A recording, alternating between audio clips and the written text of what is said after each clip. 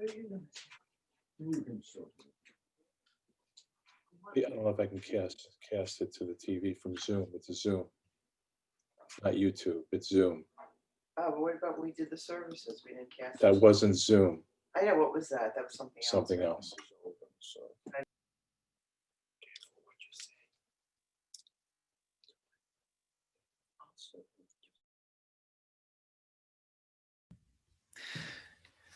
Good morning, everyone. It's Rabbi Blake. We're just going to spend the next few minutes welcoming people into the room, which means that Rabbi Levy and I are monitoring the waiting room where people gather beforehand, and then we just digitally welcome you.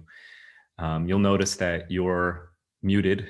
That is intentional. There will be time to interact this morning, though. And you retain the ability to unmute yourselves. I'll do a little bit more on Zoom etiquette in a few minutes. So we'll be starting momentarily. In the meantime, Rabbi Levy, is there a way for me to spotlight myself for all of the guests? That is an excellent question. If you choose speaker, you can encourage everyone to choose speaker view. Yeah, I figured it would be more by choice than by default. Correct. That's fine. I'll explain that in a few minutes for our Zoom, those people who don't live on Zoom, which is totally fine. Right now, your hardworking clergy are spending a good 75% of our lives on Zoom. But as you can see from Rabbi Levy, who is on the back patio of behind the CJL, we're also spending a lot of time on campus these days. So there's plenty of in-person activity happening at WRT. But we have a lot of people who are just joining us, and I don't want to have to repeat myself too much. So I'd like to wait just another couple of minutes before we start officially. And let me wish everyone a Boker Tov, a good morning, a Shavua Tov, a good new week.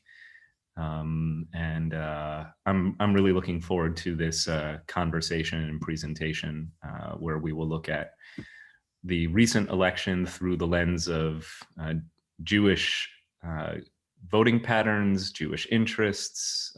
It should provide for a robust and meaningful dialogue. So thank you for spending a little time with us this morning.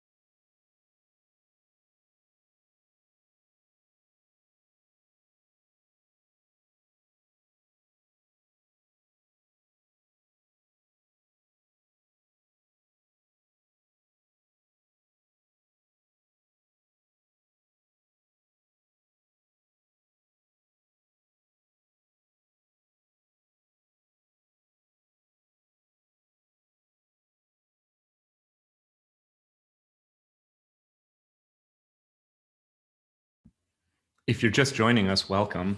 We're going to spend one more minute and then we're going to start promptly at 11:05.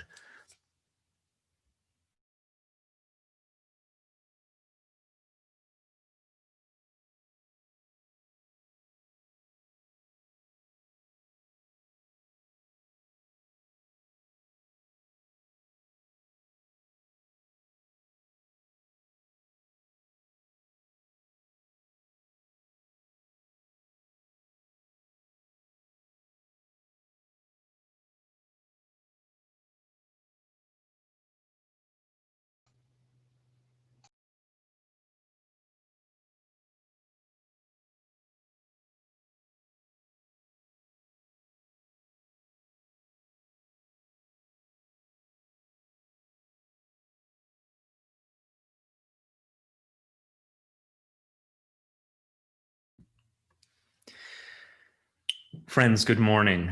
I'm so happy that you have chosen to join us. I'm Rabbi Jonathan Blake. I am looking at the names of all the people who have joined us this morning as participants in our Zoom post-election forum on looking at the recent election through the lens of Judaism and Jewish interests, however we might choose to define those. It's hardly monolithic. We have a nice turnout this morning. I anticipate that others may be joining us. I'm also grateful that Rabbi Levy is with us this morning, and he's with our cohort of 11th and 12th graders who are participating in this morning's discussion forum as well. So to our post-confirmation class, our Packing for College cohort, welcome. So happy that you're going to be joining us, that they should be with Rabbi Levy, trickling in the way teenagers on a Sunday morning might be expected to trickle in. Let me just share a couple of thoughts by way of Zoom etiquette and what have you. First of all, we are in an open meeting, which means that you have the ability to unmute yourself, but I'm going to ask out of a courtesy to the other guests in our forum that you remain muted, which will be the default position. But there will be a couple of opportunities toward the end of our conversation where you might wish to add your voice. I've already collected a nice number of questions from congregants who submitted through the email ahead of time, which was our preferred way of getting questions. It also gave me a little bit of time to think about it through my sleep-deprived brain. I've done my best to devote too much time and thought to this question. I hardly present myself to you this morning as having all of the answers. So what you're going to get is a kind of unpolished, unvarnished, unfiltered response to the election through some interesting data from Jewish voters. So we'll look at some polling. And I will also do my best to take up the questions that have already been asked. I'm going to give those priority. Time permitting, if other questions are raised, I would be happy to entertain those as well. The best way for you to submit questions will be through the chat interface. So if you're not a regular Zoom user, let me explain. At the bottom of your Zoom screen, you see a number of icons. I'm only speaking for people who are on laptops. If you're on iPhones and tablets, the interface is a little bit different, so you'll have to adjust my instructions accordingly. But there's a little icon. It looks like a dialogue bubble, and it says chat. And that will enable you to type a question. So when you type your question, I will be able to read it. You can direct the question to me or to Rabbi Levy. We'd be happy to take up your questions. Or you can, if you're comfortable, outing yourself as the one asking the question, you can frame the question openly to everyone. But that means that everybody will see who is writing the question. If you send the question only to me or to Rabbi Levy, we will keep you anonymous unless you specifically ask for us to identify you by name. So all of the questions are going to be identified anonymously unless you ask them openly in the chat dialogue or unless you ask us directly to out you as the questioner. Throughout the duration of our forum this morning, please also be advised that we are streaming on the Temple's streaming website, and we'll be able to use the recording of today's session to share with members of the congregation who weren't able to join us, but who would like to watch this forum. Please be advised that this means that if you decide to show your face or speak or in any way interact with one another or with us, your hosts, that means that there is a possibility that your name or face will wind up on the internet. It's not like people can Google you and want to know your opinions about the election, but just please be advised. You always have the option to mute yourself and to turn off your video camera. I have spotlighted myself for the time being as the host of this morning's forum. You should still have the option to change the view on your screen from a frontal speaker view, in other words, me, to a gallery view. If you'd like to just look around and see your fellow congregants, it's nice to know who else is here. We have over 75 individual households tuning in, which means we have well over 100 people who've elected to spend a little bit of time together this morning. So with that in mind, why don't we dive in? I want to frame this morning's conversation again as a post-election forum for engaging in questions of significance around the Jewish vote, what Jewish voting patterns reveal about Jewish intentions in the political sphere and with respect to this election, not just presidential, but also the down ballot questions as well, and even a little bit on local New York and New York City politics should be part of our conversation this morning as well. I'll add here that it's also my intention to live up to the title that was given to this forum, which is it good for the Jews? Which is not a phrase that I invented, but one that is often deployed in talking about how Jewish people frame just about anything that affects the world. The question immediately becomes less universal and more parochial, more particularistic, and any decision in the public sphere is often evaluated by Jewish voters or by Jewish people through the lens of, yes, but is it good for the Jews? So we'll try and return to that question as a kind of a motif or a refrain for this morning's conversation. And I'll divide my opening commentary, which will take up about half of our time together, into a few, I hope, comprehensible blocks. We'll talk a little bit about what we learned from a survey or surveys about how Jewish voters voted in this election. We'll also look at some interesting facts and figures and some fun data around the personal Jewish component of the potentially new White House that we expect to be inaugurated in January. And then we'll spend quite some time on the question of America-Israel relations, which are, of course, they go beyond only Jewish interests, but they are always heavily an area of interest for the Jewish community in America and across the world. And then I'll take up the questions that were asked, some of which touch on the themes that I intend to lay out at the outset of our conversation. So I'd like to begin actually with just a little bit of humor to start us off. This was recently posted by Charlie Cook, who authors the Cook Political Report. And he wrote a column last April called "How to Read Polls Amidst a Crisis." So the precipitating reason for his column was, of course, the coronavirus crisis and the attendant economic impact.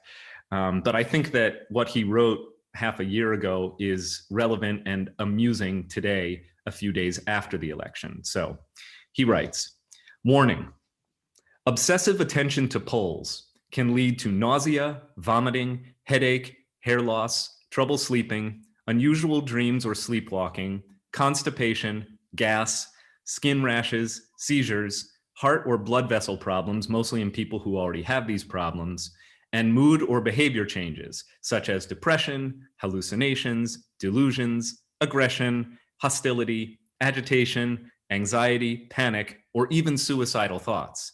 At the very least, one can be absolutely neurotic looking at political polls these days. For some," he adds, "going cold turkey on polls is as difficult as quitting smoking." So I don't know about you. I have been watching the polls. I have, fortunately, you need not worry, I have not shown evidence of all of the symptoms that Cook describes, but definitely some of them. Let's start with sleeplessness. So if I come to you this morning a little bit tongue-tied, a little bit bleary-eyed, I hope you will forgive me. Before I begin with some of the more content-rich substance of our conversation, let me also give a special thank you to our congregants, Nancy Michaels and Lori Gertzog.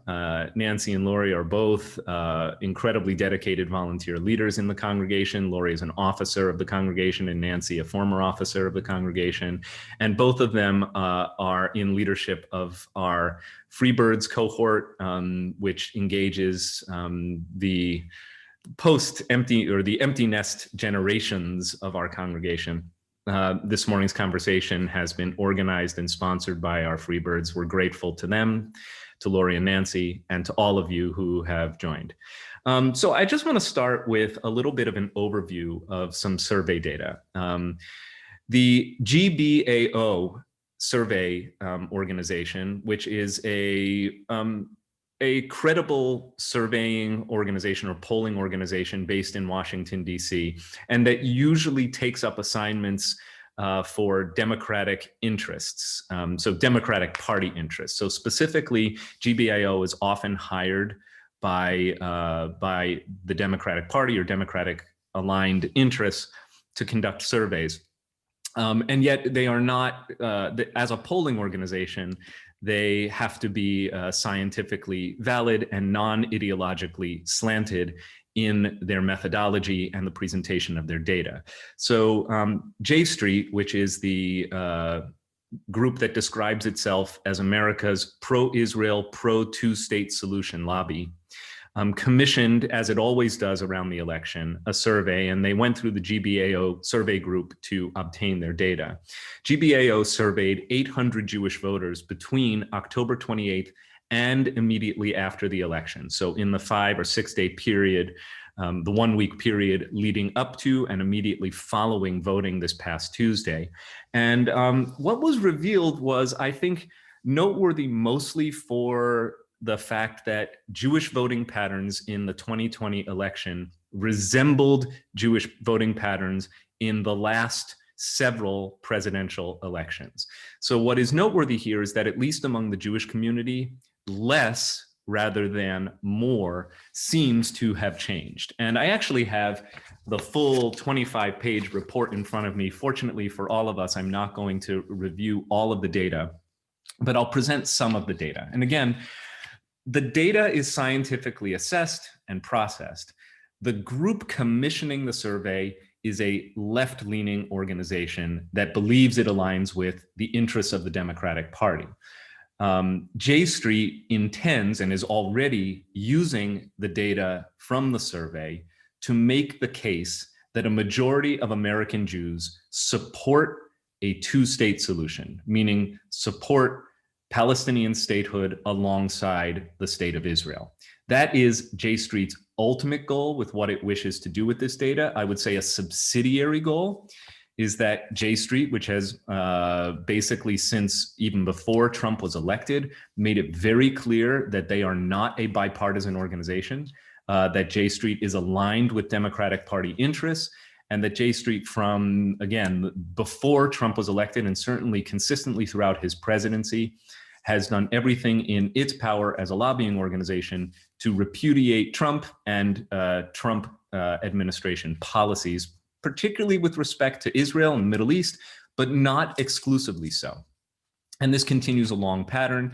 J Street were among the more vocal allies during the Obama years, and particularly exercised their voice during the lead up to and through the debate around the Iran deal, which of course will be a subject of quite some conversation for conceivably months and years to come, and we'll take that up today in quite some detail. I intend to devote a goodly amount of time to the Iran deal this morning. I'm sorry, I know for some of us that is a painful and a confusing topic. I will do my best to elucidate concerns around the Iran deal. So I want you to know why J Street wanted this survey data. Nevertheless, let's look at the data on its face, because it is reliable data, scientifically ascertained. So 800 Jewish voters from across the country were surveyed. These are people who self-identify as Jewish. All of them are registered voters, 100%. And all of them, by the time the survey results were released, had already voted. In terms of how they identified specifically, 86% of them said, my religion is Judaism. 6% called themselves atheist. 4% called themselves agnostic. 1% identified 1% as something else. 3% said nothing in particular, and 2% said not sure. But biologically or through cultural affiliation or affinity, these are all Jewish voters. And even the ones who said, who did not say my religion is Judaism, all of them said, though they don't consider themselves religiously to be Jewish, they all consider themselves to be Jewish or part of the Jewish people. So again, back to 100% of these voters surveyed are Jewish. The breakdown in denominational affiliation tracks almost exactly with what we know about Jewish demography in America today. So Jews comprise about 1.8, 1.9% of the 330 million Americans. 36% of the voters surveyed here identify as Reform, which is consistent with national demography in the United States, about the percentage that affiliate Reform. That, by the way, is not a majority of Jews in America, but it is a distinct plurality. The largest group of Jews in America identify themselves as Reform Jews. What does that mean? It means either they affiliate presently with a Reform congregation, or perhaps they affiliated at one time in their lives or were brought up in Reform congregations, or simply that they see themselves as sympathetic with Reform Jewish interests. The next highest group, this may surprise you, 30% of the voters identified as no particular denomination. And this too is consistent with what demographers have been saying about Jewish demography today, that the fastest growing and the second largest identified group of Jews in the United States are the nones, not Catholics wearing habits, but rather N-O-N-E-S, people who say, I have no particular religious affiliation, or in this case, Jewish denomination. So after Reform, 30% of voters identify as no denomination. That means they are either unaffiliated, or even if they have an affiliation, they see themselves as somehow post or non-denominational. 20% identify as conservative Jews. That's with a capital C. It's not about how they view their lives politically, but rather the kind of Judaism they associate themselves with. 10% Orthodox. Again, very consistent with what demographers tell us about the Jewish population in America. So 10% identify as Orthodox, 2% Reconstructionist, 1% other, and 1% not sure how to answer the question. Very consistent with what we know about Jewish demography in America. The next question that was asked after the basics, who are you, is, do you think that things in this country are going in the right direction, or do you think that things have gotten pretty seriously off on the wrong track? That was how the question was phrased. 15% of Jewish voters surveyed responded that I believe the country is going in the right direction, and 85% of Jewish voters said we're on the wrong track. So that's a delta of 70 points, or 70%. In terms of ranking the items or the issues facing the country today, the voters surveyed were asked to mark which two issues do you believe are the most important in you deciding how to vote in the presidential election between Joe Biden and Donald Trump. And this will probably not surprise anyone. I'm just going to read down the list. The highest ranked issue by far by Jewish voters in the 2020 election was the coronavirus pandemic. And in that way, Jewish voters track close to Democratic voters in general. And we'll talk about party affiliation in a moment, but the coronavirus pandemic was by more than double the next item down on the list, was the highest issue in terms of how Jewish voters perceived what was important in this election. Climate change was in second place, tied with healthcare. Climate change placed about 25 and healthcare, sorry, climate change 26 and healthcare 25. Coronavirus placed at 54 in terms of the ranking out of 100. Going down from there, also very close, it's almost a three-way tie for second place, comes the economy, followed by the Supreme Court, police reform and racial justice, national security, Social Security and Medicare. Israel, representing only 5% of voters, was identified as one of two important issues: immigration, taxes, education, and Iran specifically represented 1% of voters, and other 6% of voters identified that other was one of two issues of importance to them in this election, though we don't know what other means. Again, probably not surprising. When these Jewish voters were asked if they approve or disapprove of the way Donald Trump is handling his job as president, 18% of Jewish voters said that they strongly approve. 5% said they somewhat approve. So about 23% of voters had some version of "I approve" as their answer to this question.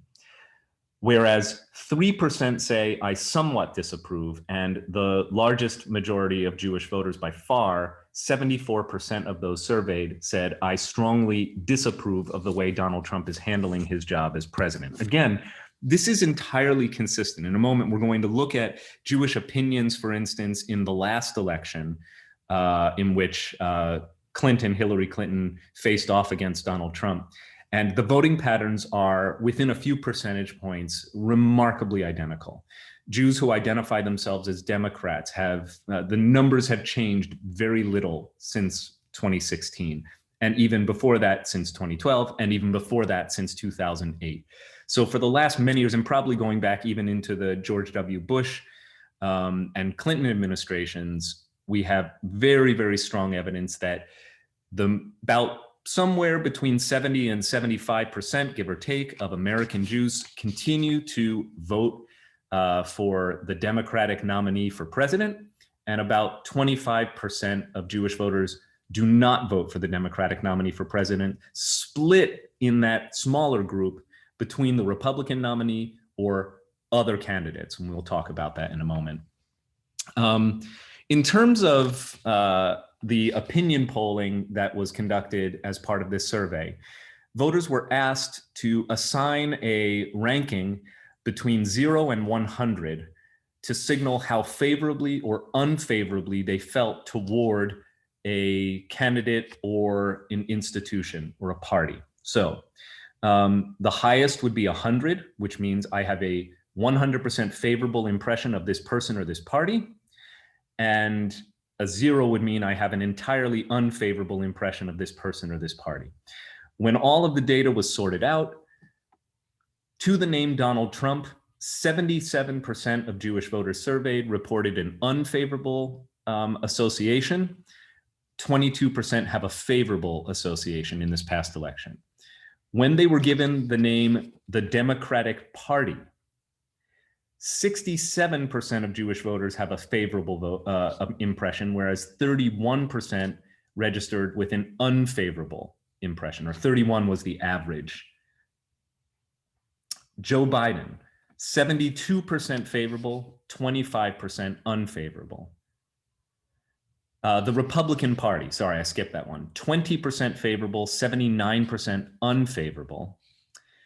Now here's some interesting ones that were also put into the survey. The name Mitch McConnell, 17% of Jewish voters, or the number sorts out to 17% favorable impression of Mitch McConnell, 78% unfavorable. Clearly a few people choosing not to vote on that one.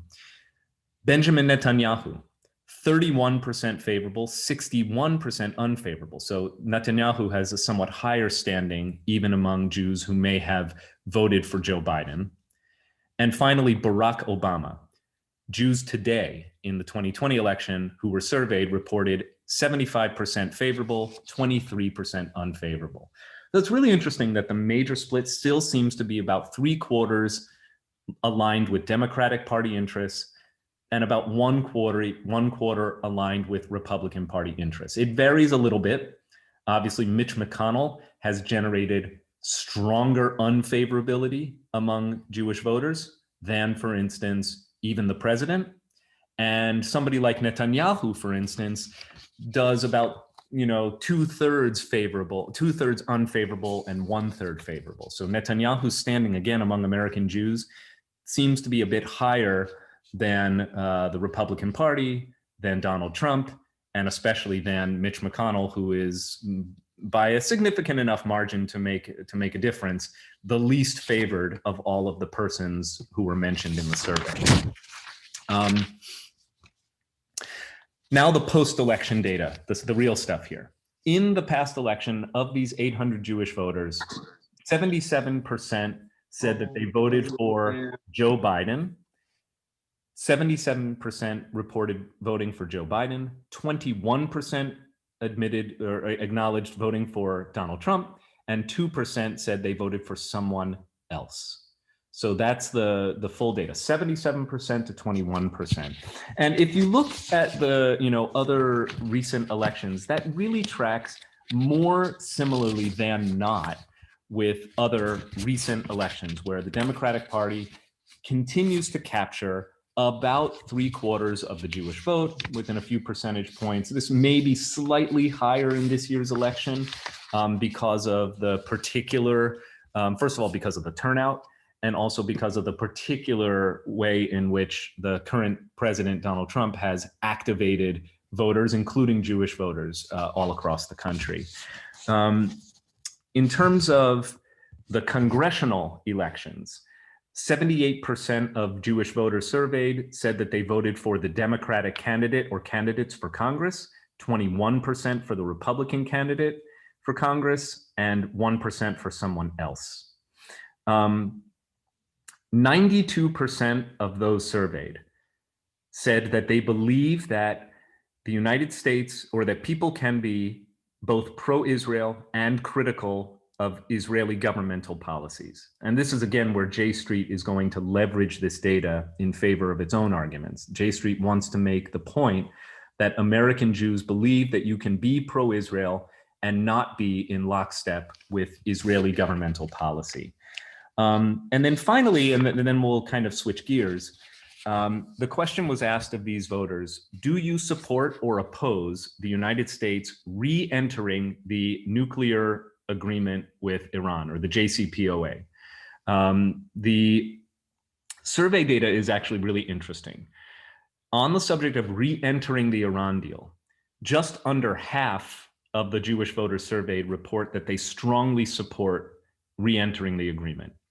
25% said they somewhat support. So that takes us back up to 74%. But again, that's exactly in line with the same percentage of voters, more or less, or off by 3 or 4 percentage points, who align with Democratic Party interests. So given what we know, that the Iran deal was orchestrated and implemented under the previous Democratic administration, under Obama, that Democrats who have continued to support the deal and who have expressed disapproval at the Trump administration's decision unilaterally to withdraw from the Iran deal, it doesn't surprise me, or it should not surprise anyone, that the Jewish voters surveyed, either strongly or somewhat, end up saying, I would support the United States re-entering the Iran deal.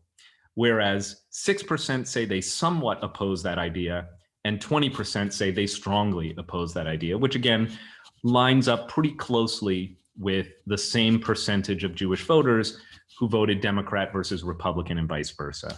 And we're going to talk a little bit more about the Iran deal. There's a lot more data in here, but most of the rest of the survey is about the peace process between Israelis and Palestinians. And we can weigh in on that, but I don't think the most interesting way to weigh in on that is going to be through the lens of raw data.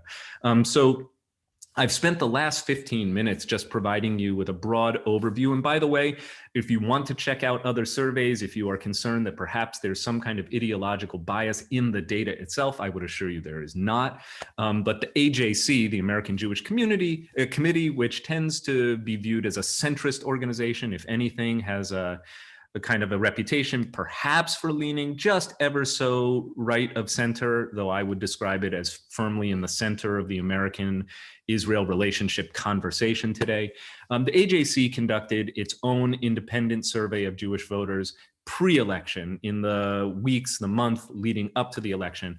The results that they found tracked almost exactly the same with the survey that was commissioned by J Street. So I think that we can rely on the data that we're seeing, and most other major news outlets that have weighed in on the Jewish vote have concluded the very same, that by a margin of about 3 to 1, Jewish voters in America tend to, and did in this past election, favor the Democratic Party, the Democratic candidate for president, Democratic candidates for Congress. And when it comes to Israel, what I would call some of the policies and positions that have been more or most closely aligned with how the Democratic Party has pursued its Israel policy, by a margin of about 3-1, 3/4 in favor, 1/4 against. There have been some interesting local voting developments that I think are noteworthy about this election over other elections. One in particular concerns the role of the Orthodox. While the Orthodox still hover at around 10% of the Jewish vote, or I should say of Jewish voters, what we find in this most recent election cycle, and this is really a pattern that has been in development over the last several years, is that Orthodox Jews, including Haredi Jews, Jews who really by deliberate decision often choose not to participate in the modern fabric of American life. Nonetheless, Orthodox Jews and ultra-Orthodox Jews have been getting more and more politically aware, politically savvy, and politically active. So we actually have a stronger voting bloc of Orthodox Jews, particularly weighing in on matters of more local interest in the New York City and New York area. And it probably comes as no surprise to anyone who's following the news cycle that Orthodox Jews are voting in overwhelming proportions with the Republican candidates, the Republican Party, and what are often viewed as Republican Party interests. And I think there are a lot of reasons for that. I would say first and foremost, but certainly not exclusively, but high up on the list for Orthodox Jewish voters is the perception that America has never had a more pro-Israel president than Donald Trump. Now, again, the survey I just cited a few minutes ago makes it clear that a majority of Jewish voters believe that one can be pro-Israel and critical of the government in Israel and its policies. Nevertheless, among the Orthodox, which is a small group numerically or by percentage, but nevertheless a group that tends to vote and express its interests in lockstep. The widespread perception in the Orthodox community, this is certainly true in the modern Orthodox community, and it is also true in the ultra-Orthodox communities, that this president and this administration have been extraordinarily favorable to Israel. And that's a narrative, of course, that has been bolstered in the public square by none other than Netanyahu and his Likud party. Netanyahu has made it very clear through word and deed that, pardon me, that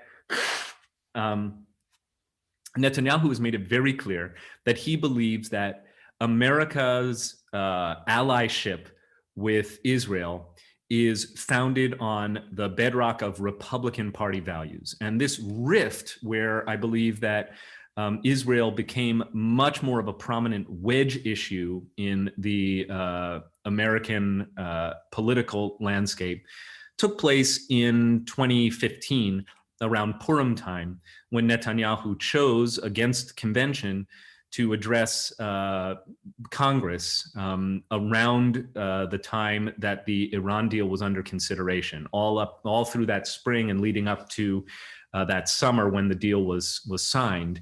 There was a lot of activism and activity around the Iran deal, and you may recall that Netanyahu, as part of an already scheduled state visit, chose to address Congress. Many Democratic Congress people boycotted that speech because they felt that it was a slight, to say the least, to President Obama and to the Democratic Party, who had been marshaling support for months and months ahead of this meeting for the Iran deal, for the JCPOA.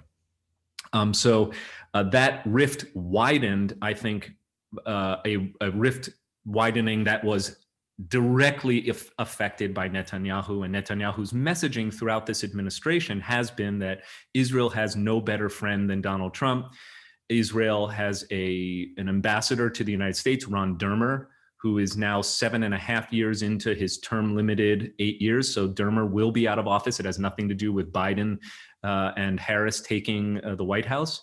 But he's had an ambassador to America who's strongly aligned with Netanyahu's Likud interests, which wouldn't surprise you. The ambassador is supposed to represent the government to the rest of the world, and the policies of the Israeli government reflect the seated coalition, which is dominated by the Likud, or the right of center main party, and also by the American ambassador to Israel, David Friedman, the former insurance lawyer, whom Donald Trump put into the ambassadorship, and who has echoed, I would say, boilerplate Likud party positions with respect to a deal of the century with between Israel and the Palestinians, with respect to kind of a no comment position or even an openly tolerant position on settlements in the West Bank, Jewish settlements in the West Bank, with respect even to an uncritical stance, at least in the public eye, on the question of annexation. We will talk about that because that kind of was one of those September and October surprises, were what happened around annexation after a summer, a late spring and early summer, where annexation was very much a front burner conversation point. But the Trump administration and the Likud government in Israel have been pretty much in alignment in not being particularly openly critical of the idea of annexing at least parts of the Jewish settlement on the other side of the Green Line in the West Bank, at least those that are closest to major Jewish population areas in the sovereign Israel side of the Green Line. So for all of those reasons, pertaining specifically to Israel, Orthodox Jews tended in this election to vote in lockstep with Republican Party, Republican candidates, Republican Party interests, Republican Party alignment on the US-Israel relationship. But there are other issues too that affect the Orthodox population, and a lot of those are much more local. I would say that the two biggest right now are about education and school vouchers in particular. So we know that the Secretary of Education, Betsy DeVos, was a major proponent over the last 4 years of school vouchers. This is an issue that speaks to Orthodox and particularly ultra-Orthodox interests, where Orthodox Jews tend to have majorities in local government. Orthodox Jews tend to send their kids to day school. And as we've seen in the perhaps most egregious or dramatic examples in places like Ramapo in Rockland County, we've seen that Orthodox Jews who enter local government, usually sitting on school boards, tend to enact positions and policies that strip schools of certain taxpayer resources in favor of privatization or parochialization of education so that their kids can go to day school. And this is a dilemma about which I have spoken a few times. I view it as a moral a challenge to basic morality. We don't necessarily need to take that up. I'm trying not to do too much opinionating today and more presenting the data as I see it and what I think it means. But I'm not embarrassed or I'm not gun shy about saying that I think that what certain Orthodox communities have done to public education is not just a problem. It's not just a logistics problem. It's a moral problem. Nevertheless, the favoring of school vouchers by this Trump administration, by his education secretary, does align with Orthodox interests. And the third, so you've got Israel on the one hand, you've got school vouchers, number two. And I think the third big issue for Orthodox voters, particularly locally, but again, this happens on the national scale too, is their distrust of government handling of the coronavirus pandemic. Particularly, they don't want the government involved in shutting down religious gatherings in the interest of quote unquote public safety. There seems to be a widespread, not universal, but widespread Orthodox position that, for instance, in New York State and New York City locally, that both Cuomo and de Blasio have in a biased way, gone after Orthodox Jews and Orthodox communities for spreading the coronavirus, and they feel that they are being unfairly and unreasonably maligned for the pandemic. In addition, gathering is kind of the ikar, the essence of Jewish prayer in an Orthodox context. The whole idea of a minyan, of having 10 men, and these communities, it's all men. In our community, a minyan, of course, is egalitarian. But Orthodox Jews, I think, by and large, have made it clear that their priority for how they are going to practice their religion during the pandemic is they're going to try and find ways to gather as a minyan.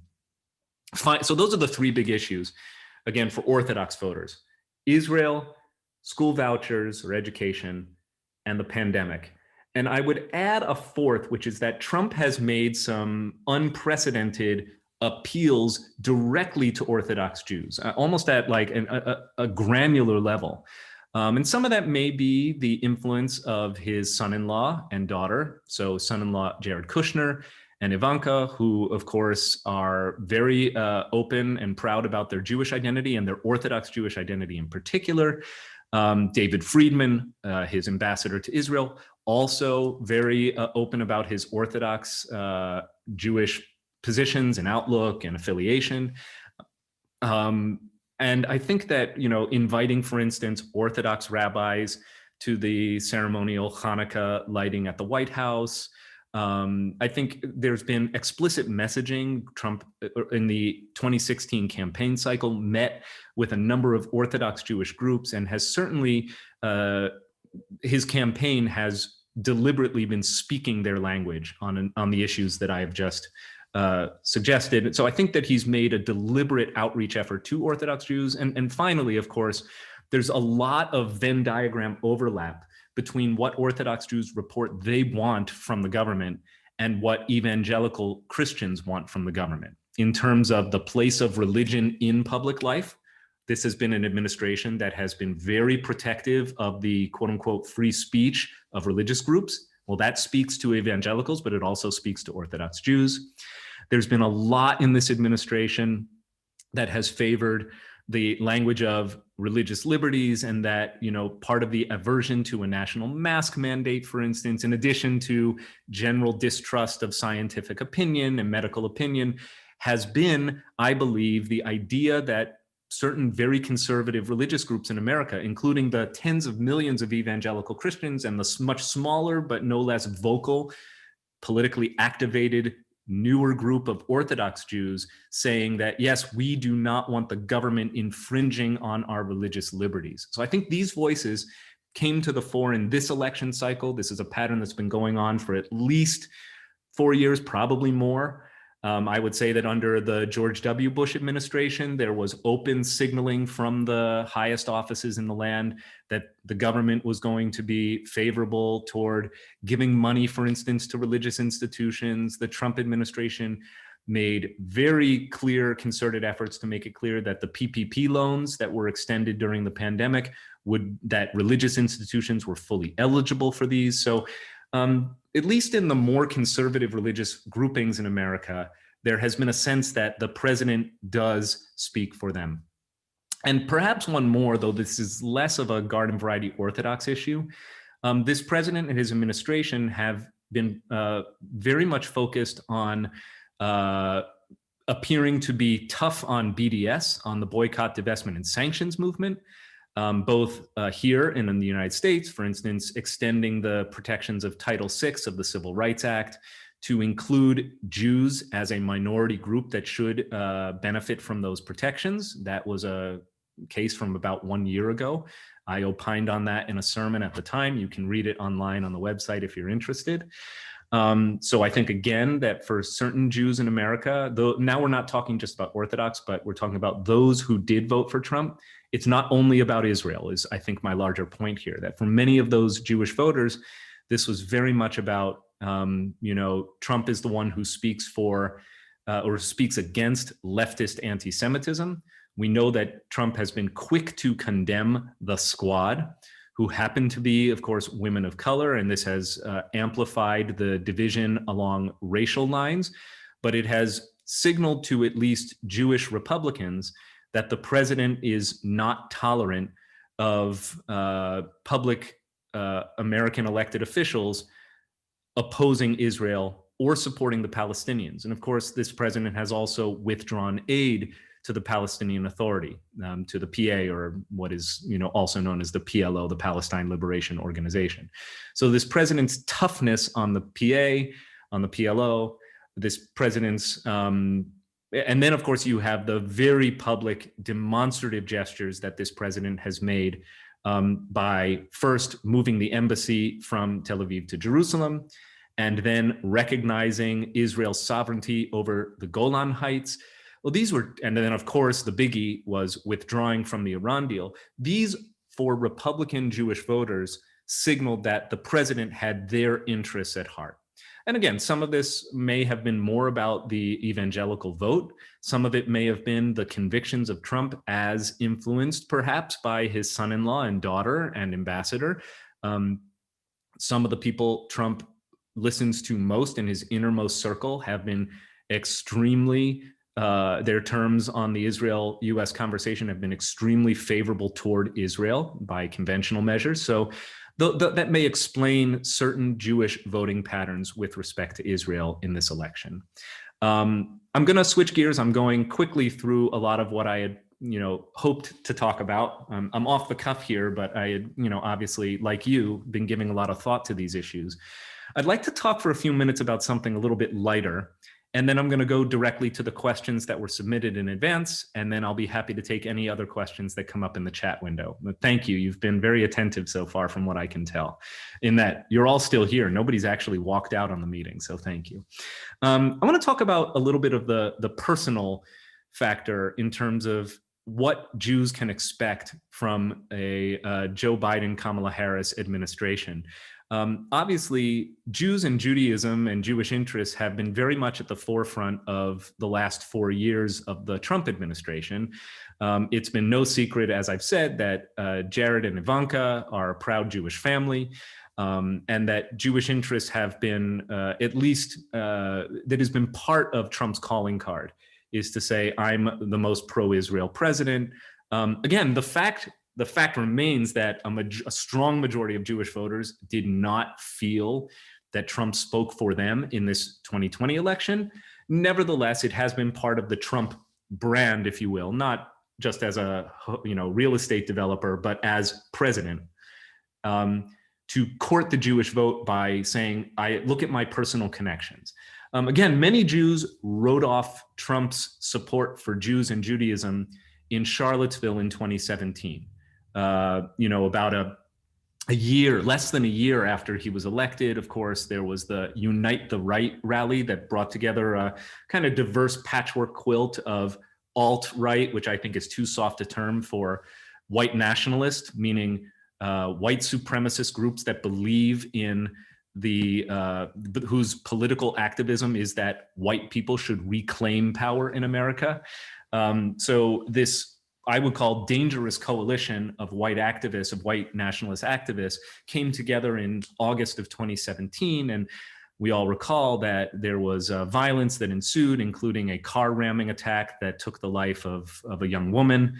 And that at the time, Trump was perceived as having prevaricated on his messaging, or equivocated, where he basically said, there are very fine people on both sides, refusing to condemn in the most full-throated way possible white supremacy, and rather suggesting that there was merit or validity to both the protesters and the counter-protesters. And that enraged, and I think continues to enrage, many Jewish voters, including many Jewish Democrats, and probably a few Jewish Republicans too, felt that Trump has been insufficiently condemning of white supremacy, which has, of course, is, in the same bed as anti-Semitism.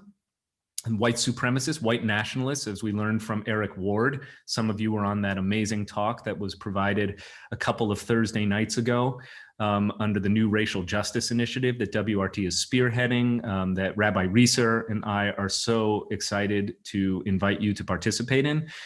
Eric Ward, our guest speaker that night, who is a wonderful author, writer, activist for raceforward.org, spoke about his own personal experience as a Black man living in America, but also his data, his research reveals the strong link between anti-Semitism and white nationalism in America. Trump has been outspoken about anti-Semitism. He did speak out against the horrific murder of 11 Jews who gathered at the Tree of Life congregation just a little over 2 years ago, last month. Nevertheless, many people have felt that Trump has been insufficiently demonstrative of a commitment against white nationalism, white supremacy, which has further activated the Jewish vote for Biden in this past election. But on the personal front, there's some, interesting, is it good for the Jews news here, that Biden is no stranger to having Jewish family. Or the Biden-Harris ticket, I should say, will be no stranger to Jews and Judaism. We'll start with Joe Biden himself. Of course, we know now from watching this, if we didn't already know it, his own story of tragedy and redemption within his own family, how his wife and young daughter were both killed in the same car accident, and how he raised, having found love again with Dr. Jill Biden, raised his two sons from his first marriage as their own, Bo of blessed memory, who died of brain cancer, and Hunter, who of course is, by any measure is the most troubled member of the family, whose own story is interesting. But what you may not know is that Hunter Biden in May of 2019, or in April of 2019, met a Jewish Democratic activist of South African descent named Melissa Cohen. And 1 month later, in May of 2019, the two of them were married. They even got matching tattoos. She had already a tattoo on her bicep that said Shalom, and Hunter went and got a matching Shalom tattoo. Now, getting tattoos, is that Jewish? That's a sermon for a different Sunday. Nevertheless, I find it intriguing that we now will have a member of the first family, members of the first family who are Jewish, either by birth or by association. And perhaps more deserving of celebration might be the fact that the second gentleman, Douglas Emhoff, Esquire, Kamala Harris's husband, Doug, is a Reform Jew born in Brooklyn, and his parents, Mike and Barb, live in New Jersey, or they lived in New Jersey. Now they're out in California. And I have something really kind of like cute and funny to break the mood here a little bit. This has been a heavy conversation, but let me show you something that I think you'll enjoy, which is Kamala Harris sharing a story. This was a little over a year ago, about when she met her husband's when she met her husband's parents, that is to say her in-laws, for the first time. So here's Kamala. So when we met, and Doug's parents and Doug's sister is actually here somewhere, Jamie, and his parents have been married for decades upon decades and are still married, Mike and Barb. And are they in New Jersey still? They are in California now, but New Jersey is very much in them. Yeah.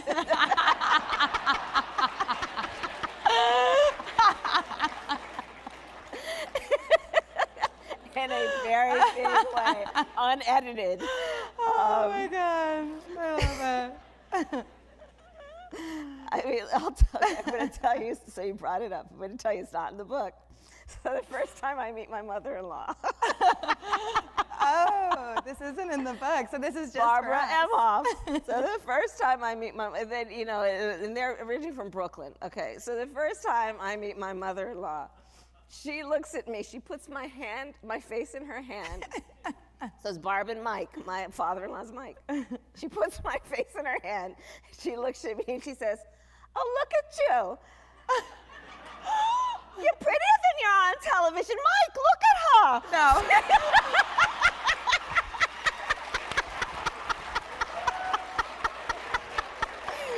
I swear to you. God.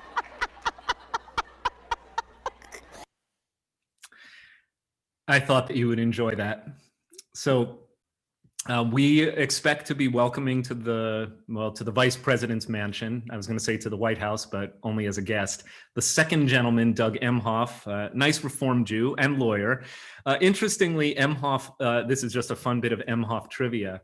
Among other prominent cases that Doug Emhoff has represented, he has been the lawyer who has represented the Taco Bell Chihuahua in Taco Bell's legal disputes over intellectual property. There was a series of lawsuits that were filed beginning in the mid to late 1990s over the Taco Bell Chihuahua. You remember the little, kind of like psychotic dog, little character who said, "Yo quiero Taco Bell," I want Taco Bell. Okay, so the Taco Bell Chihuahua was sued by a group of designers who claimed that they came up with a cartoon character called Psycho Chihuahua, and that the Taco Bell Chihuahua was a ripoff. And representing the Taco Bell Chihuahua, representing Taco Bell, was Doug Emhoff Esquire. Anyway, so we will be, I think, we're not going to go from, Jews in the White House and Jews in the administration, just talking family. We're not talking about cabinet positions. Of course, Trump has had plenty of Jews in his cabinet, probably most prominently his Secretary of the Treasury, Stephen Mnuchin, and his the architect of his immigration policy, Stephen Miller, both Jewish. Think what you will of them. Nevertheless, Trump has made it clear that he's a friend to the Jews, and as a businessman, of course, cultivated many relationships with prominent Jews. We know other prominent Jewish philanthropists have aligned themselves with Trump, including, of course, Sheldon Adelson. But I'm talking about in the first and second families of the United States, we can expect that there will still be some Jewish presence. Which takes us, of course, to let's go to your questions, because your questions, I think, really hit on some of the things that inquiring minds want to know. So I'm going to start with a question. I'm going to save the biggest and most complicated question for a few minutes down the road. But these are questions that were asked in advance. Some of these, I think, were pretty low-hanging fruit. So I will do my best to answer them as simply as I think I can. Number one, will the United States keep its embassy in Jerusalem if Biden wins? This was submitted, of course, before the election was called yesterday. That one, I think, is a pretty simple answer. And some of these I did have the opportunity to check with some of my sources in roles of Jewish leadership, both in the Reform movement and in Israel and at AIPAC and at J Street and some other, Jewish people with deep political insights. I got a couple of these questions to them in advance. Some of these I was able to answer on my own. I think the quick answer to will the U.S. Embassy remain in Jerusalem in a Biden White House, I think the answer is yes. He has said as much. Contrary to some of the anxiety from some of the Jewish community that accompanied the move of the embassy, including our own Reform movement, or specifically the statement that was published a day before the embassy was officially moved and dedicated by Rabbi Rick Jacobs, president of the URJ, and of course, Rabbi Emeritus of Westchester Reform Temple, was highly critical of the embassy move. But as it turns out, some of the anxieties that the embassy move would foment Palestinian radicalism, would increase Palestinian violence, would further make Israel a pariah among world nations. Well, these did not come to pass. And even the most left-leaning, I shouldn't say the most, but some of the more left-leaning Israeli political parties and groups and people were broadly supportive of the embassy move. And so there's no reason to believe that that is a decision that Biden and his administration will intend to undo. Secondly, will the Democrats negotiate additional treaties between Israel and other Arab states, notably Saudi Arabia? This is all guesswork, right? But I did refer to the September-October surprise in the U.S.-Israel politics that preceded this election. And that was the kind of announcement that took much of the world, including the Jewish world, by surprise, of a open declaration of a cessation of hostilities, first between Israel and the United Arab Emirates, the UAE, a prominent and rich Gulf state, and then secondly by the smaller Gulf state of Bahrain. Of course, I don't think that the Trump administration gets to take a whole lot of credit, despite the fact that they did and would, for those developments. The fact of the matter is, covertly, Israel and these Gulf states have had a working relationship for many years. But what was new was the open declaration of a cessation of hostilities and a willingness to recognize, if tentatively, Israel by these two Gulf states. And I think just as importantly, the public declaration that the deal had been struck to recognize Israel on condition of Israel's withdrawing any plans to annex the West Bank, which, of course, as I said earlier this morning, had been a very live conversation starting last spring and escalating into the summer. And you may recall, I sent a message to the whole congregation on June 29th, opposing annexation, which I felt was bad for the Jews, bad for Israel, bad for the world, certainly bad for the Palestinians, bad for hopes of a two-state solution, which I still believe is the best, perhaps the only fully moral resolution to the Israeli-Palestinian conflict. I will also comment here that if at best the two-state solution, at least before this declaration of recognition of Israel by these Gulf states, has been on life support for quite some time. There's very little support for a two-state solution by Palestinian leadership. We're certainly not going to even get into what Hamas thinks. Hamas has never wavered on its commitment to the destruction of the state of Israel. The Palestinian Authority, I would describe their leadership as feckless and cynical. And they have not signaled an interest in really coming to the negotiating table. They certainly are not coming to the negotiating table around the Trump-Kushner peace plan, which does not speak in the language of a true two-state solution. They dismissed that proposal out of hand. And again, there are Jews generally correlating with their Democratic or Republican Party affiliations, as we've talked about this morning, who have been supportive of the Trump-Kushner plan, and many Jews have in America opposed the Trump-Kushner plan. I think the bigger point, and this gets to the next question, is that that plan is going to be dead in the water because it has no Palestinian support. And with Biden and Harris coming into the White House and presumably a whole new cabinet, even with the Senate not flipping Democrat, which is still an open question depending on the runoffs in Georgia, and we won't know for a number of months at least what's going to happen with the Senate. I don't think that we're going to see any further action on the Trump-Kushner peace plan for the region. But as for treaties between Israel and other Arab states, I think that before we see Saudi Arabia, a couple more Gulf states are going to have to come forward.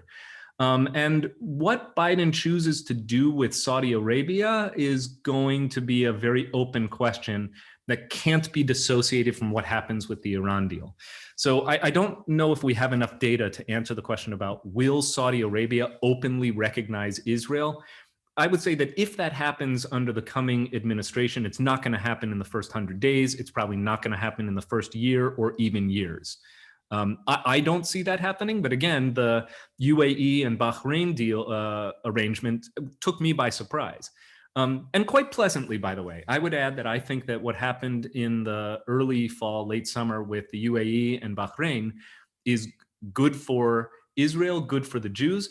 It badly aggrieved the Palestinians. But I think that it took away one of the major leverage chips that the Palestinians had still been clinging to, namely the idea that they would not give an inch on Israel and a two-state solution because they believed that the Arab world was fighting their cause with them. And that now that they have been kind of thrown under the bus by these two wealthy Gulf states, which they had thought were aligned with their interests, in the greater interest of collaborating and cooperating with Israel along larger geopolitical strategic interests, particularly the fact that they're going to get a lot of military dollars and weapons flowing from Israel to defend them against Iran in particular.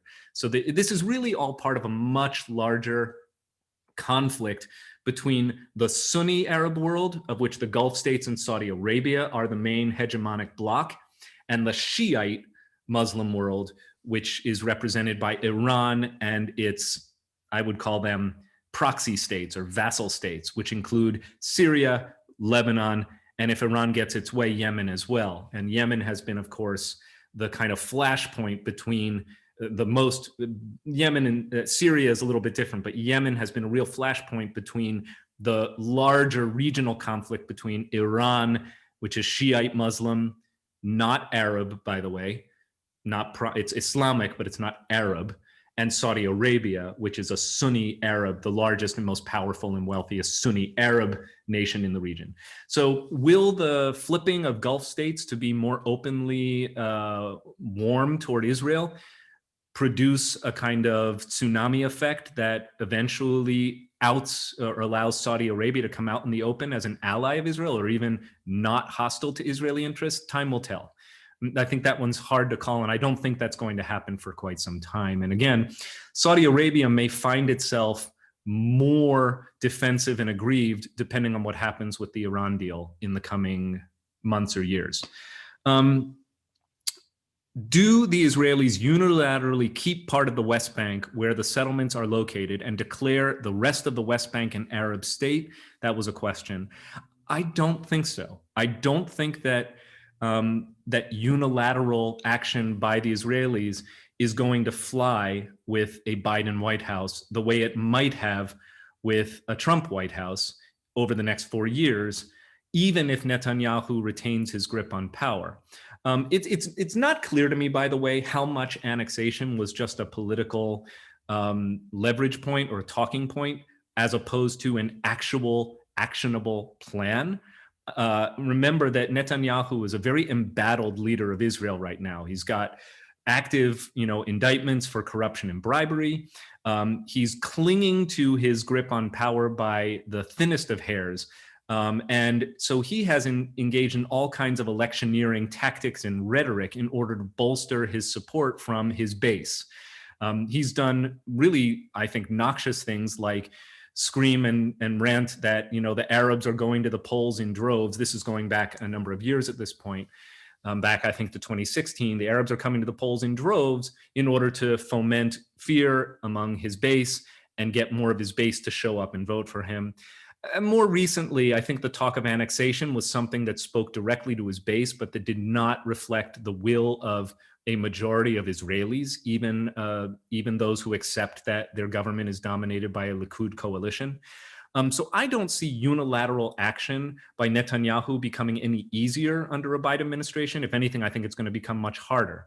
And I think that Netanyahu could well emerge a weaker leader of Israel through this, depending on how the Biden administration treats him and his very uncomfortable rival / coalition partner, Benny Gantz of the Blue and White Party. So it still remains to be seen, but I don't see Israelis unilaterally declaring that the part of the West Bank they had intended to quote unquote annex is going to happen and then just say, Palestinians, you're on your own, the rest of the West Bank is yours. I don't see that happening. What I do see happening is re-engagement with the strategies for working with the Palestinians that were enacted under the Clinton administration and the Obama administration. We had a number of efforts to get the Palestinians and Israelis to the table, brokered by the American government, most recently the John Kerry process, you may recall from the Obama years, all of which fell apart before anything of real consequence was decided or determined. But I'm seeing that Biden would be much more conventional in his approach to Israeli-Palestinian or Middle Eastern diplomacy. I also think, though, he's going to strike a tone that is more openly pro-Israel. Both he and Kamala Harris have addressed the AIPAC faithful for many years running, with the exception of this year, where I think Harris and all of the Democratic candidates declined to speak at AIPAC this past February. This is literally days before most of us went into lockdown because of the pandemic. I was actually at the AIPAC convention, but I watched 95% of it from my hotel room because I was getting pretty skittish about what was happening in the West Coast of America, and then the outbreak in New Rochelle. And so I was in DC when that outbreak in New Rochelle was announced. This was February 29th. I led the Havdalah at AIPAC this year. And then I basically spent the rest of the convention, the next 3 days, in my hotel room across the street from the convention center. Is this something I would do knowing what I know now about coronavirus? Hell no, but I was there with 19,000 other Jews, and I'm grateful to have tested negative the first time I took a coronavirus test, which was many moons later. So what I believe is that both Biden and Harris have sympathies that will be seen as pro-Israel among the centrist American pro-Israel or Israel-centric community. There will be many who I think from day one refused to accept credibility from a Biden-Harris administration, believing that Trump was really the one who set the proper bar for US-Israel relations. But I think that Biden and Harris have an opportunity to reset the bar around a strong, secure Israel that nevertheless is in some kind of engagement with its Palestinian neighbors. So another person asked a similar question: will the Israelis annex the West Bank and make it part of Israel? I really think that for the time being, annexation is off the table, in particular, given the fact that Israel's reputational stock has gone so far up in response to the open declaration of cessation of hostilities and recognition by these two Arab Gulf states. So I think that's the direction that even a Netanyahu administration is going to want to move in. Couple of other questions, and then we'll get to the ones in the chat window. And that's the best way for you to ask your questions rather than doing kind of open mic morning with close to 100 participants this morning. I hope you'll understand the desire not to let this become a free-for-all. Obviously, this would be a little bit more lively if we were all in person, but I thank you so much for being such an attentive group. Okay, a couple of other questions, and then we'll get to the biggie, I promise. What can we as citizens and as Jews do to help heal the country from the hateful, destructive, and divisive environment that has affected our society? How do we get rid of the hate of one group of people or one person for or by another? I guess we get more people to ask that question. I'm so appreciative to you who asked that question. I know who you are, and I cherish the fact that you are thinking in terms of unity. And I think you're correct to recognize that, well, I think Biden called it out in his remarks last night, that your political opponent is not your enemy. Your political opponent is also an American. And I think that that's a way of starting. When I speak about these issues in a Jewish context, since you asked what can we do as Jews, this begins with a recognition that Judaism not just tolerates, but actually promotes a very high threshold for dissonance and disagreement. Our Talmud, the storehouse of hundreds of years of accumulated Jewish wisdom and really the building block for all future Jewish legal and moral conversation, makes it very clear that dissenting voices enrich the conversation. They do not detract from it. And so I agree with you that we also need leaders, both in our political life and in our religious life, who are outspoken about the destructive effect of demonization and hate speech. And that includes, of course, the most extreme examples, which are rife with anti-Semitism, racism, invective and rhetoric that demonizes one person or a group of people. It has to start from the top, but the more that religious leaders and civic leaders can engage in dialogue that makes it clear that disagreement, including about matters about which people feel very passionately, is not the same as demonization or vice versa, that we have to learn how to be unified even when we are not unanimous. We have to find a way to be in harmony even when we are not in unison. We have to find a way, to speak in a language that affirms difference without disparagement. So I think that, you're asking the question signals that you are one of the millions of good people in this country who really are just tired of divisive rhetoric. I know that I am, and that's been an area where I have not shied away from speaking publicly, that divisive rhetoric, demonization, disparaging people who don't think like you or don't share your policy positions, that's not Jewish. You can argue your point passionately. You can argue your point vociferously. You don't have to change your mind, but you have to be willing to listen. And we need more leaders who are sharing that message with their communities. The same questioner, by the way, asked, how can I get involved with that committee for racial justice? Is that the same group that Rabbi Reiser mentioned in one of his recent sermons? It is. Rabbi Reiser's Rosh Hashanah sermon speaks about this. It's up on the temple website under High Holy Day sermons, also on his blog. And you can just go to the temple website to learn more about our new racial justice initiative, or you can email rabbi.reiser.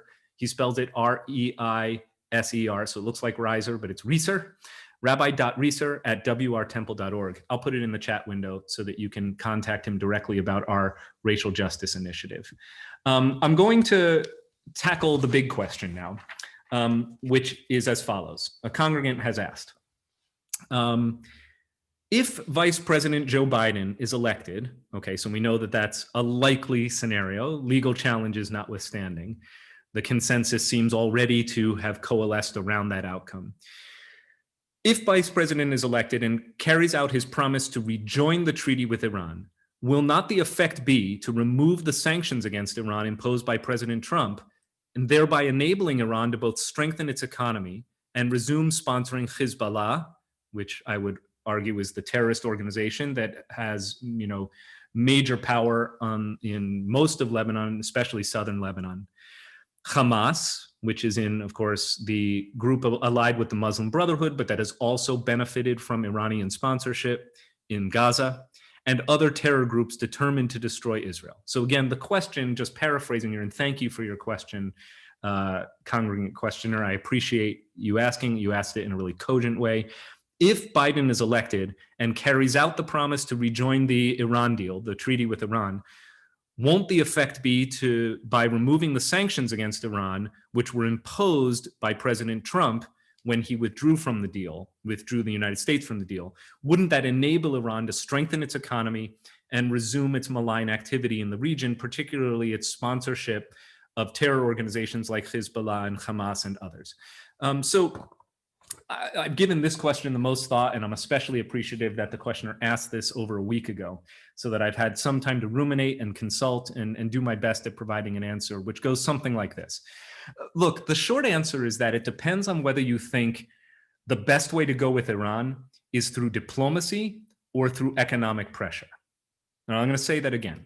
The answer to your question is that it depends on whether you think the best approach with Iran should be through diplomatic channels or economic sanctions. If Joe Biden thinks that the deal that Obama and his administration managed to procure with Iran was the best possible deal, and that deal is good enough as it stood for the duration of time, a few years that it was in effect, well, I, speaking, just through my critical or analytical lens, I am in the camp of those who believe that this is a problem. I believe that the deal, and I said this at the time, I gave a Rosh Hashanah sermon or Yom Kippur sermon about the Iran deal. And I made it clear that I did not think it was a good deal. I also made it clear that I thought it was a done deal, and that continuing to oppose it after it was enacted would not be good for Israel, for Iran, for the Jewish people, or for America. So that was my position at the time. Effectively, my position on the deal has not changed. I still believe that the deal that was put in place was, and as it were, is problematic. But of course, the deal as it exists today is nothing more than a piece of paper. It's not a deal in effect, and therefore it's not a deal. So again, if Biden thinks that the way to go is to jump right back into the deal as it was, I think that that is a problematic position. And that's because the deal did not address crucial concerns, some of which the questioner actually identified in the question.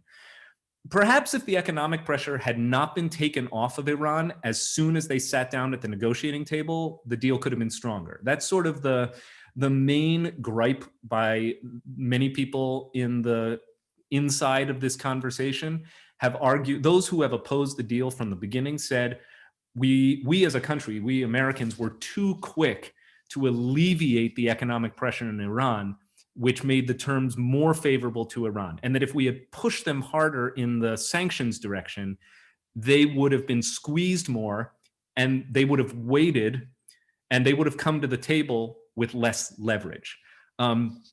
So there is this view, at least by some of us, and I'm in that camp, that the deal could have been stronger from the outset. We will never know for sure. But what they signed back in 2015, because it was before Trump was elected, was insufficient. There were many questionable nuclear sites or potential nuclear sites in Iran where inspectors were not granted access. The limits, the termination of limits on nuclear development expired after 5 years. And then, of course, there was the gray area of the development of ballistic missiles. The UN made its point clear that part of the expectations were that Iran would not be working on missiles, but it was never insisted on. That view that Iran just wasn't going to pursue a ballistic missiles program, that was never codified. There were no snapback sanctions ever put in place. There was some talk that, well, if Iran violates the deal, the sanctions will snap right back. Well, that just wasn't codified and it wasn't implemented. The deal said that there should be snapback sanctions if Iran violated the deal, but unless they were implemented, it was just talk. And none of America's allies seemed to want to insist on that. So does this mean that Iran, by pursuing ballistics programs and other malign activities in the region, violated the deal? It's unclear. That was Trump's talking point, that Iran had already violated the deal. Well, the deal hadn't actually made it clear enough that those things that Trump accused Iran of having violated were violations of the deal. That's different from saying that they just didn't like them. The Trump administration did not like Iran's behavior, but that doesn't mean that Iran violated the deal. The terms of the deal, in my view, were simply not strong or comprehensive enough. So when Trump came into office, and from day one, he was explicitly saying that the deal wasn't good enough, he wanted to renegotiate it, and Iran laughed at him. Well, Trump basically unilaterally snapped back sanctions, saying the deal is broken, and then formally withdrew from the deal. The imposition of these sanctions has made things tougher for Biden if Biden and his administration want to get back into the deal, because the additional sanctions that were imposed by the Trump administration really upset America's allies. Nobody, well, the Europeans especially, like the French and the British and the Germans, they didn't like Trump to begin with. That's been apparent from the get-go. But this means that the US for the last few years has been going this one alone. And for what it's worth, Iran has now, feeling itself freed from the deal, restarted production of nuclear material and insisted they no longer have to follow any of the deal's provisions. So that's the background. I guess the complicated question is whether the deal was so bad that this really just takes everything back to being in the open and continued pressure might be the only way to go to get a better deal, or whether the limited time constraints on the fissile material, on the nuclear material, are so important that those are the things and maybe the only things worth protecting. Clearly, the Trump administration believes the former, that continued pressure on Iran is the only way to go, and that if they're ever going to come back to the table, they need to be weakened. And clearly, Biden agrees with the latter, that the constraints that the deal did provide on nuclear development alone are sufficient reason to get back into the deal. Because if Iran adheres to it, then they won't be developing a nuke as quickly as they could have without the deal. That doesn't, but again, we're still left with the open questions that the questioner asks about sponsorship of terror in the region and ballistics, which are, look, Hezbollah now has a ballistics stockpile that directly threatens Israel's major population centers all across the country, stretching as far south as Jerusalem, at least, if not farther. And it's a massive arsenal. So most of the experts in Israel in the military and in intelligence and in ballistics all believe that the single greatest regional threat to Israel and the likely spot for a next hot conflict, a militarized conflict between Israel and a neighbor, is not going to be with Iran directly. It's not going to be with Hamas or the West Bank or PA. It's going to be with Lebanon. It's going to be with Hezbollah, which acts as a proxy to Iranian interests. So yes, I think the question is quite right that if we jump back into the deal quickly, Iran is at best going to slow down its nuclear production and at the same time funnel money toward its regional proxies and foment its terror activity in the region. The allies question plays into this too. How much leverage does Europe have? Probably not a lot. China and Russia have indicated to a greater or lesser extent that if they don't play ball with America, they can bail out the Iranians, that the US sanctions are going to have much less bite. So in other words, right now, the idea of sanctions, if the Chinese and the Russians don't like it, those sanctions may not have much of an effect either. Let me give you my total summary of this. Former vice president has said that he will lift the Trump sanctions and ask Iran to rejoin the deal. Previously, under the deal as it was, Iran continued to seriously support terror groups in the region, and each time more money flowed into Iran, the money went to Hezbollah and Hamas in significant percentages. That's the answer to the exact question that you've asked, but of course the context is very much more complex. We're almost at time. I had one more question that was asked, and then I'm going to look at the ones in the chat box. And I'm so grateful for this opportunity to hold forth with you this morning on this important conversation. I love this question. Somebody asked, well, if it's not good for your fellow human being, how can it be good for the Jews? Well, quite correct, questioner. The only thing I would add, though, is that there is a serious divergence of perspective on what's good for anyone, right? So it is true that, you know, we would like to believe that promoting the general welfare and having a country where people are happily employed and healthy and free from the coronavirus and secure, and that, you know, American interests abroad are also protected. Of course, that would be good, not just for Jews, that would be good for people. But the problem is people, Americans, global citizens do not agree on what is good because different people have different interests. And what looks good for, you know, there's no such thing anymore as a shared view of what's good for America. And that's a huge reveal from this past election, right? That America still remains deeply divided over what direction our country should be heading in. So the real issue is that America needs to enter a long period of concerted and, I believe, publicly organized soul searching, much the way Israel did after the assassination of Yitzhak Rabin, to figure out what constitutes American interests in this new world. And in a country that has never been more divided in modern history, I have to say modern history, because we've had our history of division in America's 230 some odd year history, 244 year history. We've had our share of division, including civil war. Nevertheless, I think that in modern history, we've never been more divided as a nation. We don't have a single issue around which we can rally. The coronavirus has been politicized so that even that, which you would think could rally Americans around a national cause, has not.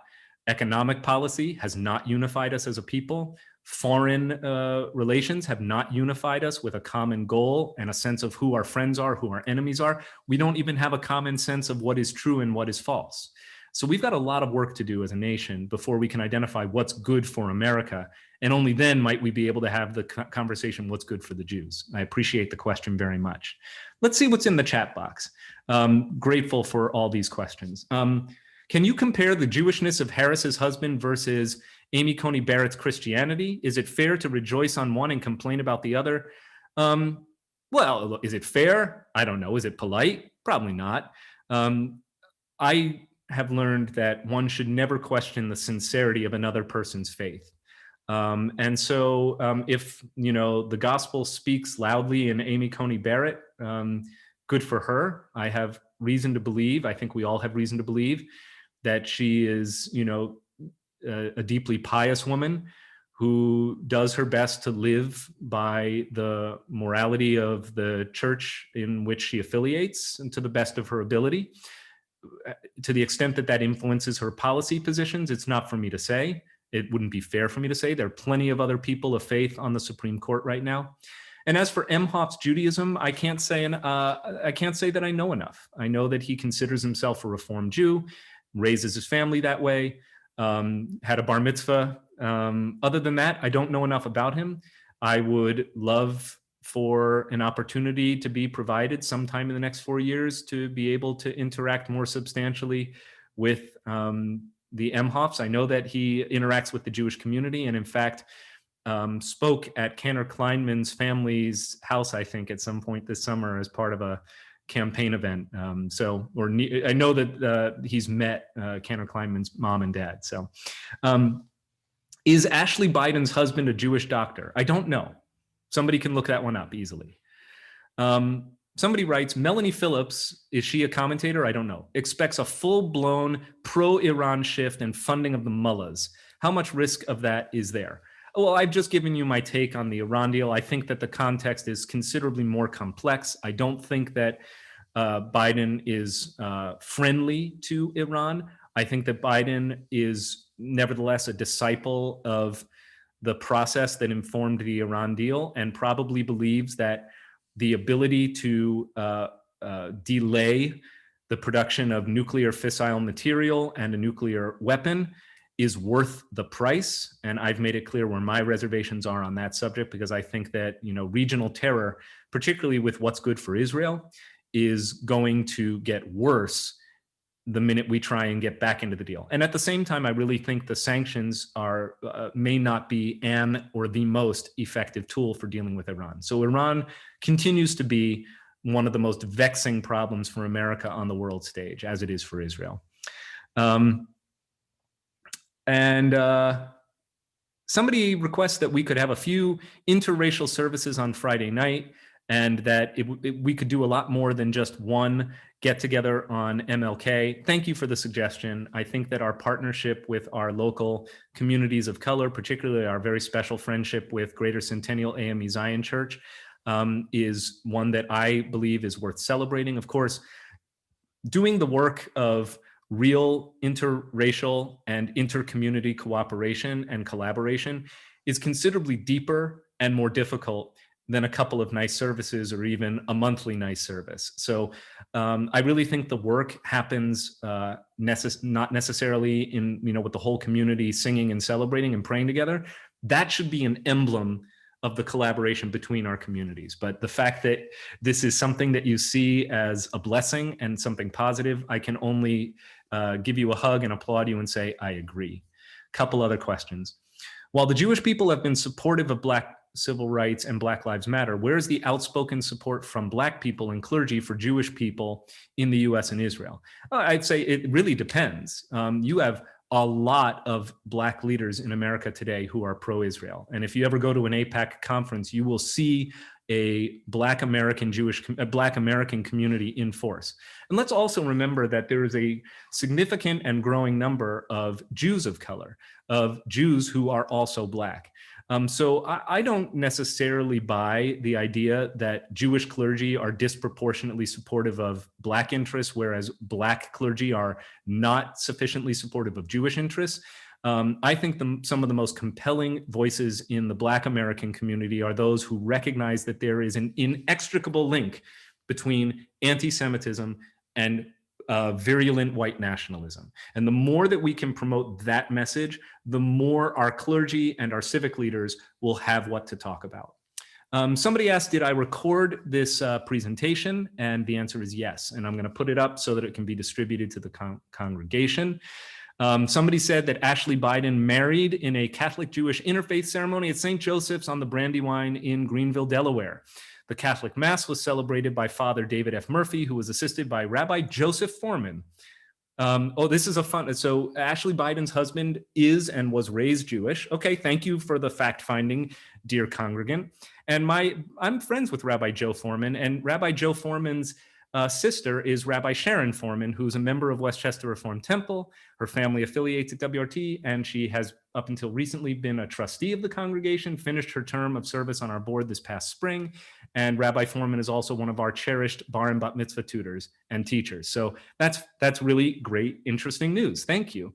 Rabbi Joe Foreman is the rabbi, somebody else points out, of Rabbi Or Chadash, Flemington, New Jersey. He's a Reform rabbi. He was ordained from HUC in Cincinnati, which is my alma mater. Thank you for the fact finding on that. What a fun note on which to conclude. I am so grateful to all of you for being in conversation with you this morning. This has been recorded.